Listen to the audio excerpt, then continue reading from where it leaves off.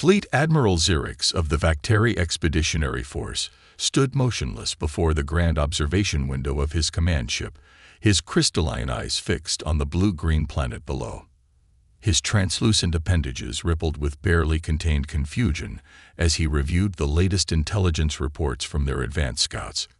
"Impossible," he muttered, his voice resonating through the ship's crystalline bridge. "Run the analysis again."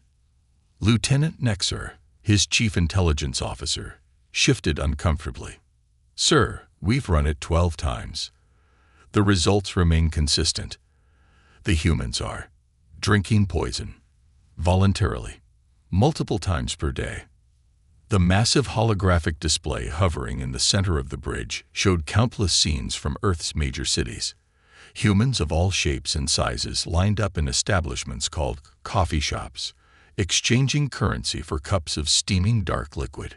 They consumed this beverage before work, during work, and even in their leisure time. And you're certain this isn't some form of mind control. A government-mandated compliance drug. Xerix's appendages twisted into what passed for a frown among his species. "Negative, Admiral. They appear to actively seek it out. They become irritable when deprived of it. Some even claim they cannot function without it." The Vacteri had spent 3 standard months observing Earth after discovering it at the edge of their expansion zone. They had expected to find a primitive civilization, given the planet's relatively isolated position in the galaxy. Instead, they found a paradox.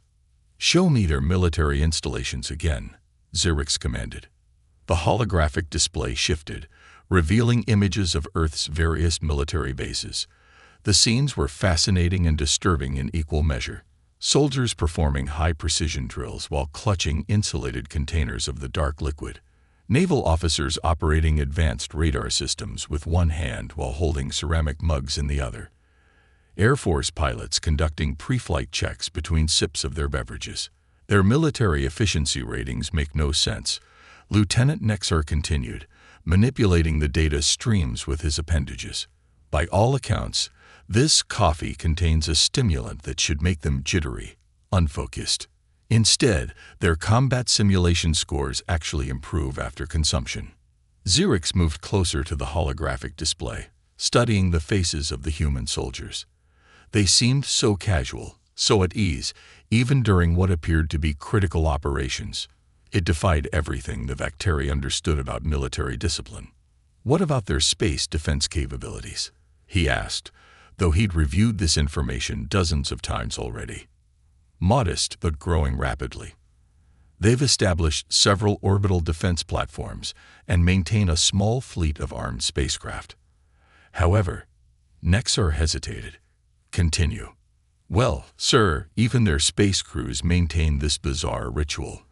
They've actually built specialized devices to consume their beverage in zero gravity. They dedicate valuable payload space to transport this coffee to their orbital stations." Xerix's appendages rippled with agitation. In the 3 centuries since the Vacteri had achieved spaceflight, they had encountered 17 other civilizations. All had followed predictable patterns of development. All had behaved in ways that made logical sense. But humans.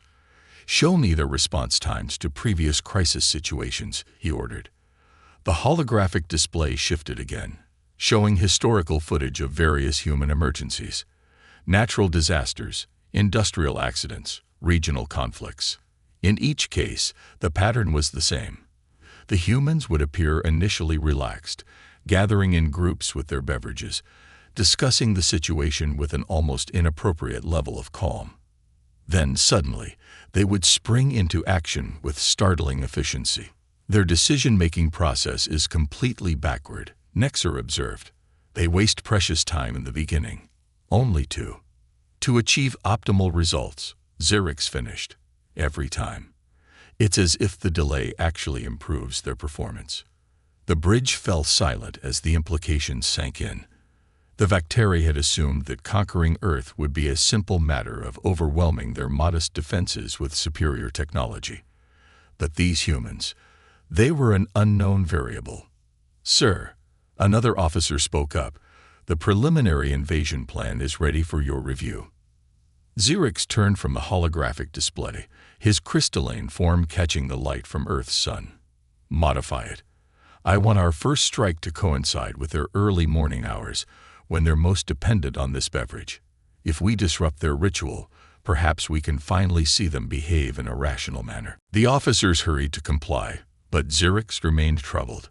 In all his years of military service, he had never encountered a species that treated warfare so casually. The humans' military documents were filled with phrases like "hurry up and wait" and "take 5," concepts that seemed fundamentally at odds with efficient combat operations. One more thing, he added. I want samples of this coffee substance secured and analyzed. If it is indeed some form of combat enhancement drug, we need to understand it. As the Vacteri fleet began moving into attack position, Xerix couldn't shake the feeling that they were missing something fundamental about their soon-to-be adversaries. The humans' seeming lack of proper military discipline might be a weakness to exploit, or it might be masking something far more dangerous.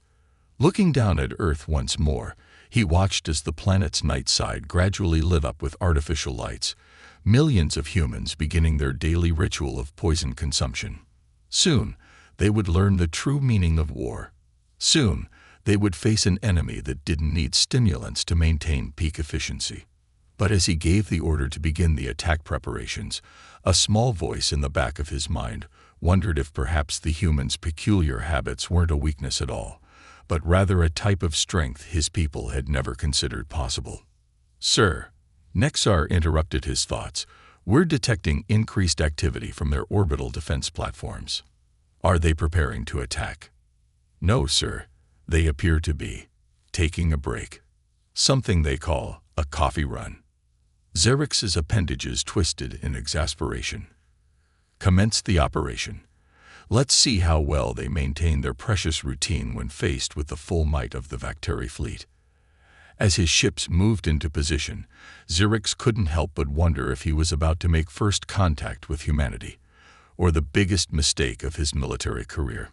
Commander Sarah Chen stared at the massive alien fleet appearing on her holographic display and took another sip of her perfectly brewed Ethiopian Yergachev. The dark roast's complex, wine-like notes danced across her tongue as dozens of red dots materialized in Earth's orbit. Well, she said, setting down her hand-thrummed ceramic mug on the International Space Defense Force Command Center's desk, that's definitely not UPS with my coffee subscription delivery. Lieutenant James O'Malley, her second-in-command, snorted into his own cup of Irish breakfast blend. Want me to sound the general alarm, Commander? Sarah glanced at the digital clock on the wall. 5:47 hours. The morning shift wouldn't start for another 13 minutes, and she knew most of the night crew had just settled into their sacred coffee break. Let's finish our coffee first, she decided. No point in dealing with an alien invasion under-caffeinated. The ISDF Command Center, nestled deep within the Rocky Mountains, continued its usual morning routine. The software of the premium coffee makers in the break room provided a soothing counterpoint to the increasingly urgent beeping from the threat detection systems. "Ma'am," called out Technical Sergeant Maria Rodriguez from her monitoring station, "the alien vessels are moving into attack formation. Also, the Colombian Supreme I just brewed is ready if anyone wants some." "Thanks, Maria. Send the tactical data to my station, and pour me a cup while you're at it."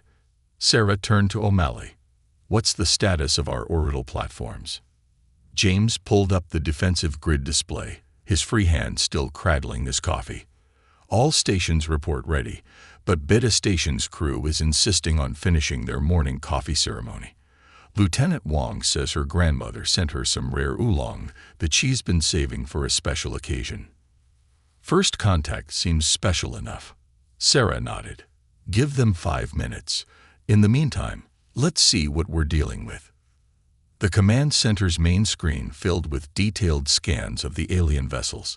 They were beautiful in a crystalline sort of way, like massive geometric snowflakes catching the sun.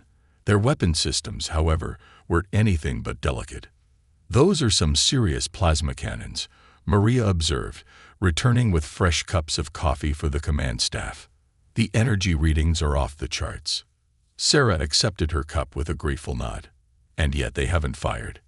They're just watching us. Interesting. The morning wore on in this surprisingly peaceful fashion. The alien fleet maintained their attack formation, while the ISDF crews cycled through their shift change, complete with the traditional handover briefings conducted over fresh cups of coffee. You know what this reminds me of? O'Malley mused, starting his third cup. That time during the Singapore crisis when General Martinez insisted on finishing his espresso before launching the counteroffensive. And he was right. Sarah smiled. Taking those extra 10 minutes to think things through saved thousands of lives. She studied the alien fleet's formation again. Speaking of thinking things through, notice anything odd about their positioning? The command staff gathered around her station, coffee cups in hand. The aliens had arranged their ships in a perfect geometric pattern, every vessel exactly the same distance from its neighbors. Too perfect, Maria said, squinting at the display. No redundancy, no adaptation to terrain or orbital mechanics. It's like they're following a textbook formation. Exactly. Sarah took another sip of coffee, feeling the caffeine sharpen her thoughts. They're fighting the way they think we should fight. All precision and protocol. No. She gestured with her cup. Human element. The room fell quiet as the implications sank in. Years of human military history had taught them that perfect plans rarely survived contact with the enemy. It was the ability to adapt, to think creatively, to maintain calm and clarity in chaos that won battles. Commander. A young ensign called out, "We're receiving a transmission from the alien fleet." Sarah stood, straightening her uniform. Put it through to the main screen. And someone start a fresh pot of coffee. I have a feeling we're going to need it. The screen flickered, revealing a crystalline being whose translucent appendages rippled with what might have been impatience. Its voice, when it came through the translator, sounded both imperious and puzzled. "This is Fleet Admiral Xerix of the Vacteri Expeditionary Force. Your planet has been chosen for integration into our empire. Your defensive capabilities are inadequate. Your military protocols are chaotic. Surrender now, and we will ensure a smooth transition of power." Sarah took one last, long sip of her coffee before setting the cup down carefully. "This is Commander Sarah Chen of the International Space Defense Force. I appreciate your offer, Admiral, but we're actually in the middle of our morning coffee break. Perhaps we could discuss this in, say, 15 minutes. The alien's appendages twisted in what she assumed was confusion. You wish to delay your surrender to consume more of your poison?" "Not at all." Sarah smiled. "I wish to delay informing you that surrender isn't on the menu. But since you brought it up," she turned to her crew. "Battle stations, everyone. Grab your travel mugs." The command center burst into precise, unhurried motion. Crew members filled their insulated containers with fresh coffee while moving to their combat positions. Emergency signals went out to ISDF facilities worldwide, prompting similar scenes of casual efficiency. "Admiral," Sarah addressed the increasingly agitated alien, "you'll have to excuse us. We humans have a saying. Life is too short for bad coffee or hasty decisions. I suggest you take the next 15 minutes to reconsider your position." Chen out. As the screen went dark, Sarah picked up her own tactical travel mug. "Lieutenant O'Malley, please inform all ISDF stations to initiate Protocol French Press. The one where we let them think they're winning before we hit them with everything we've got." "That's the one." Sarah smiled. After all, the best coffee needs time to brew properly. Why should victory be any different? Fleet Admiral Xerix watched in mounting frustration as his perfectly orchestrated invasion plan began to unravel like a poorly constructed quantum matrix. The humans weren't following any of the standard planetary defense protocols. Instead of panic, scrambling, or desperate attempts at negotiation, they were drinking more coffee. "Sir," Lieutenant Nexer reported, his crystalline form clouded with confusion, "we're detecting unusual energy signatures from their orbital platforms. Weapons charging." "No, sir. They appear to be brewing more of their stimulant beverage. They've actually redirected power from their defensive shields to maintain optimal brewing temperature. Across Earth's orbit, the International Space Defense Force continued their mourning, as if the largest alien fleet in recorded history wasn't hovering above their planet. Commander Sarah Chen's voice echoed through the command channels, calm and measured. "All stations, status report. And please tell me someone remembered to restock Beta Station's cold brew supply." "Beta Station fully stocked and ready, Commander," Lieutenant Wong's voice crackled back. "The cold brew was a lifesaver during third shift. Also, plasma shields are charged, and weapon systems are hot." "Excellent. Alpha Station, locked and loaded, Commander. We've got the new experimental blend you requested. Dr. Patel says the neural enhancement properties are off the charts." In the ISDF command center, Sarah allowed herself a small smile as she watched the alien fleet's formation shift slightly. They were trying to optimize their firing solutions, unaware that every seemingly casual communication between Earth's defenders contained layers of coded information. "They still haven't figured it out," O'Malley observed, checking the readings from his neural enhancement monitor. The small device, disguised as a simple coffee cup warmer, showed his cognitive functions operating at 126% above baseline. "They think we're being unprofessional." "Humanity's greatest defense mechanism," Sarah agreed, taking another sip from her tactical mug. The enhanced coffee inside wasn't just keeping her alert. It was feeding directly into the quantum processors embedded throughout Earth's defense network.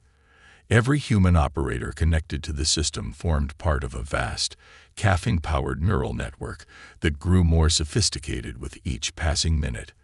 Aboard the Vacteri flagship, Zyrix's frustration reached a breaking point. "This is absurd. They've had 15 minutes to consider their situation. Prepare to fire the first salvo." "Sir," Nexar interrupted, "we're detecting some unusual patterns in their communication network." "What kind of patterns?" "It's difficult to explain. Their casual conversations about beverage preferences seem to contain embedded data streams, very sophisticated ones. But that's impossible. No species could maintain military discipline while engaging in such frivolous." The lieutenant's voice trailed off as new information flooded his screens. The humans' apparently scattered defensive positions suddenly resolved into a complex, interlocking network. Every coffee break, every casual conversation, had been slowly maneuvering their forces into the perfect counter-formation. In the Rocky Mountain Command Center, Sarah received the signal she'd been waiting for. Every ISDF operator was now operating at peak efficiency, their enhanced cognitive functions perfectly synced through the quantum network. The alien fleet's crystalline structure had been analyzed down to the molecular level, its strengths and weaknesses mapped in exacting detail. "All stations," she broadcast. "I think it's time we show our friends up there why humanity runs on coffee. Initiate protocol espresso shot." The response was immediate and devastating. Earth's orbital platforms, their power newly redistributed from their earlier coffee brewing, unleashed precisely targeted energy pulses. Each blast struck a crucial resonance point in the Vacteri ship's crystalline structure. Zyrix watched in horror as the first wave of attacks rippled through his fleet. The humans had somehow identified the exact harmonic frequencies that could disrupt their ship's molecular bonds. Impossible. Their targeting systems couldn't be that precise. "Sir," Nexar's voice had risen several octaves, "you need to see these neural scans of the human defenders. Their cognitive enhancement levels. They're using their beverage as some kind of neural accelerant." On every ISDF station, human operators moved with machine-like precision while maintaining their seemingly casual demeanor. Years of research had perfected the blend of natural coffee compounds and quantum-sensitive nutrients that allowed human minds to interface directly with their defense systems. Beta Station reporting direct hits on all targeted vessels, Lieutenant Wong announced cheerfully. "Also, this oolong is amazing. Neural sync rates are at 131% and climbing." Sarah watched as the alien fleet's perfect formation began to crumble.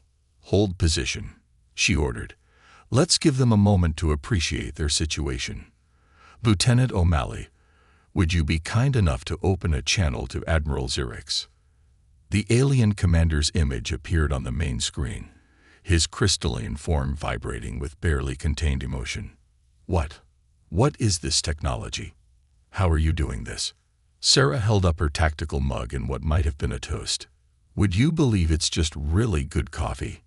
You expect me to believe that your primitive stimulant beverage is responsible for this level of military coordination?" "Admiral," Sarah's voice took on a more serious tone, "I think it's time we had a real conversation about humanity's relationship with coffee. You see, what you call a primitive stimulant, we call Monday morning. Now, would you like to discuss terms, or should we demonstrate what happens when we switch to espresso?" Admiral Xerix had never retreated from battle in his 3 centuries of military service. Yet here he stood, watching his perfect formation dissolve into chaos while humans orchestrated his fleet's systematic dismantling between sips of their bewildering beverage. "Sir," Nexer's voice crackled with static as another precision strike rocked the flagship. "I've completed the analysis of their neural patterns. It's extraordinary." "Explain." Xerix's crystalline form trembled as he struggled to maintain structural cohesion. "The humans aren't just drinking coffee, sir. They've somehow engineered it to interface with their neural pathways. Each cup they consume strengthens their connection to their defense network. They're not just coordinating their attacks. They are thinking as one." In the ISDF command center, Commander Chen watched the tactical display with the serene satisfaction of someone enjoying a perfectly brewed cup of coffee. The Vacteri fleet's crystalline ships glittered like diamonds in the morning sun, their formation now riddled with gaps where precise human strikes had forced vessels to withdraw. "Status report," she called out, taking another sip from her tactical mug. The enhanced coffee coursed through her system, her consciousness expanding to encompass the entire defense network. Through the neural link, she could feel every operator's presence, their minds working in perfect harmony. "Alpha Station reports all targets neutralized in their sector," O'Malley responded, his Irish lilt carrying a hint of amusement. "Lieutenant Wong says Beta Station could use a resupply of their special blend, but they're still maintaining peak efficiency." Sarah nodded, watching as another wave of precisely calculated energy pulses struck the alien fleet. The Vacteri ship's crystalline structure made them incredibly strong, until you hit them at exactly the right frequency. It was like a coffee grinder finding the perfect consistency, all about precision and timing. "Commander," Maria called out, her fingers dancing across her console, "we're detecting power fluctuations in their flagship. I think we finally got through to their main reactor." On the Vacteri command ship, alarms blared as systems began failing across the board. Xerix watched in disbelief as human forces executed maneuvers that should have been impossible, their reactions faster than his best combat computers could track. "How are they maintaining such precision?" he demanded. "Their ships are primitive compared to ours. Their weapons are basic. Their tactics defy all military logic." Nexer's appendages twisted in agitation as he studied the incoming data. "Sir, it's their neural network. The coffee they drink contains quantum-sensitive compounds that enhance their natural cognitive abilities. But it's more than that. They're not just sharing tactical data. They're sharing intuition, creativity, adaptive thinking. They're using our own precision against us." Through the neural network, Sarah could feel the alien fleet's growing confusion. The Vacteri couldn't comprehend how their superior technology was being outmaneuvered by humans who treated combat like a coffee break. Their rigid, crystalline minds couldn't adapt to humanity's fluid approach to warfare. "All stations," she broadcast, her voice carrying through both conventional channels and the neural network, "initiate final press protocol. Let's show our friends what happens when humanity really wakes up." The response was immediate and overwhelming. Every ISDF platform and vessel moved in perfect synchronization, their attacks forming a complex pattern that rippled through space like waves in a cosmic coffee cup. The Vacteri's remaining formation shattered as their ships were forced to break ranks or risk complete destruction. "Sir," Nexer's voice rose in panic as new alerts flooded his console. "They're not just targeting our ships anymore. They're hacking our network. The signals are coming through the resonance patterns of their attacks." Zirix watched in horror as human code began flooding their systems, flowing through the very frequencies they were using to destabilize his fleet's crystalline structure. It was elegant, efficient, and completely unlike anything their cyber defenses had been designed to counter. In the command center, Sarah allowed herself a small smile as the first lines of alien text began appearing on her screen. "Lieutenant O'Malley, please be kind enough to transmit our terms of surrender. All frequencies, all formats, embedded in our next attack pattern." "With pleasure, Commander." "Should I include the recipe for Irish coffee? Might help them understand what they're dealing with."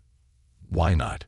Consider it a gesture of goodwill." The next wave of human attacks carried more than just destructive energy. Hidden within the precisely calibrated frequencies was a complete explanation of humanity's relationship with coffee, their neural enhancement technology, and the futility of continuing the battle.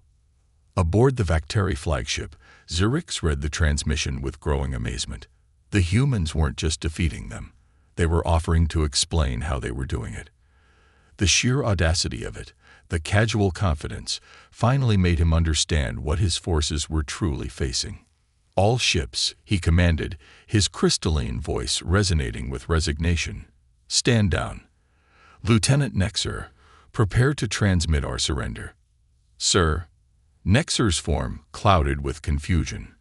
"We still have functional weapons. We could continue fighting." Zirix interrupted, "and they would continue dismantling us while discussing beverage preferences. Sometimes, Lieutenant, wisdom lies in knowing when you've encountered a superior force." He paused, studying the images of human crews calmly operating their stations, tactical mugs in hand. "Besides, I find myself curious about this coffee." 1 month after the failed invasion of Earth, Fleet Admiral Zirix found himself in an unusual position, sitting in the ISDS Rocky Mountain Command Center, attempting to handle a human coffee cup with his crystalline appendages. The beverage inside was something Commander Chen had called a diplomatic blend, specially formulated to be safe for Vacteri consumption, while maintaining its neural-enhancing properties.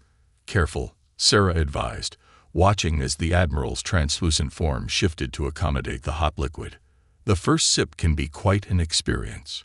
Around the conference table, human and Vacteri officials watched with intense interest as their former adversary attempted this most human of rituals. The peace talks had been progressing well, but this moment, the first official coffee-sharing ceremony, was considered crucial to establishing lasting relations between the species. Zirix raised the cup to what passed for his mouth, his crystalline structure adapting to allow absorption of the liquid. The effect was immediate and startling. His entire form brightened, complex patterns of light rippling through his transparent body as the enhanced coffee compounds integrated with his crystalline neural pathways. "By the eternal matrix," he gasped, his voice resonating with newfound frequencies. I can feel. Everything is so clear." Lieutenant O'Malley grinned at Lieutenant Nexer, who was still struggling to hold his own cup properly. "Wait until you try the espresso. That's when things really get interesting." The past month had been a revelation for both species. Once the Vacteri understood that humanity's seeming casualness masked an incredibly sophisticated approach to warfare and technology, genuine scientific exchange became possible. Human scientists were fascinated by Vacteri crystalline technology, while the aliens were amazed by humanity's development of neural-enhancing compounds. "We spent centuries perfecting our crystalline ships," Nexer observed, finally managing to take a sip of his coffee. His form immediately lit up with the same internal light show as his admiral's. "All that time, we thought perfect structure was the key to advancement. We never considered Organic enhancement. Sarah nodded, refilling her own cup from a freshly brewed pot. And we never thought about incorporating crystalline technology into our neural interfaces. The potential applications of combining our approaches are incredible. The conference room's holographic display showed the first joint human-bacteria project, a new type of orbital platform that combined crystalline architecture with organic computing systems. Coffee plants would be grown in specialized chambers, their beans processed using both human and bacteria techniques to create even more effective neural enhancers. To think, Zurich's mused, taking another careful sip, we almost dismissed your species as primitive because of your reliance on chemical stimulants. Instead, you had developed something we never even imagined, a way to merge organic consciousness with technology that didn't sacrifice individuality or creativity. Sometimes the best solutions aren't the most obvious ones, Sarah replied. Humanity learned long ago that progress isn't always about finding the most efficient path. Sometimes you need to step back, take a break, and let your mind explore unexpected possibilities. Around them, the command center continued its normal operations. Human and bacteria crew members worked side by side, sharing both tactical duties and coffee preparation techniques. The aliens were proving to be surprisingly adept at distinguishing subtle differences between coffee varieties, their crystalline senses able to detect nuances that even humans missed. We've received the first reports from the cultural exchange programs, O'Malley announced, checking his neural-linked display. The bacteria are particularly interested in Earth's coffee-growing regions. Several of their agricultural experts have already proposed modifications to traditional growing techniques using crystalline soil enrichment. And our scientists are making progress with the crystalline coffee cups, Maria added. The prototypes can maintain optimal drinking temperature indefinitely and enhance the neural linking properties of the coffee. Zurich set down his cup, his form still glowing with the effects of the enhanced coffee. Commander Chen, I owe you and your species an apology. We came here thinking we would find a civilization in need of guidance and structure. Instead, we found teachers. Sarah smiled, raising her cup in a toast. No apology needed, Admiral, though I suggest you wait until after you've tried Turkish coffee before making any final judgments about human civilization. The Admiral's appendages twisted, and what humans had learned was the bacteria equivalent of laughter. Perhaps we should establish an intergalactic coffee shop chain. Stargazers has a nice ring to it. Actually, O'Malley interjected, we're already working on that. The first human-bacteria coffee exchange is scheduled to open next month on Luna Base. We're calling it Cosmic Coffee, where two species get their daily fix. As the meeting continued, more ships appeared on the long-range sensors, vessels from other alien civilizations, drawn by news of the unprecedented alliance between humans and the bacteria. Earth was about to become a very popular destination in the galaxy. You know, Sarah mused, watching the new ships approach, we should probably start brewing more coffee. Indeed, Zurich agreed, his crystalline form still shimmering with caffeine-enhanced neural activity. Though perhaps we should wait until after they've tried the espresso before mentioning the existence of energy drinks. The command center erupted in laughter, human and crystalline sounds mixing together in perfect harmony. Above them, Earth continued its eternal dance around the sun, its orbit now marked by the glitter of crystalline ships and the aroma of freshly brewed coffee, wafting through the vacuum in specially designed containment fields. Humanity had taken its first steps into a larger galaxy, armed with nothing more than a cup of coffee and the creativity to use it in ways no one had ever imagined. The future, like a perfect cup of coffee, was full of possibilities. All it needed was time to brew.